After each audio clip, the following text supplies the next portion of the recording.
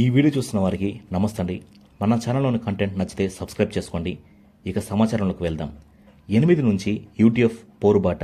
ప్రభుత్వ ఉద్యోగులకు 12వ పీఆర్సీ చైర్మన్ను వెంటనే నియమించాలని, పెండింగ్ బకాయిలను చెల్లించడానికి రోడ్ మ్యాప్ ప్రకారం ప్రకటించాలని ఏపీ ఐక్య ఉపాధ్యాయ సమైక్య యూటీఎఫ్ అధ్యక్ష ప్రధాన కార్యదర్శులు వెంకటేశ్వర్లు గారు, ప్రసాద్ గారు డిమాండ్ చేశారు.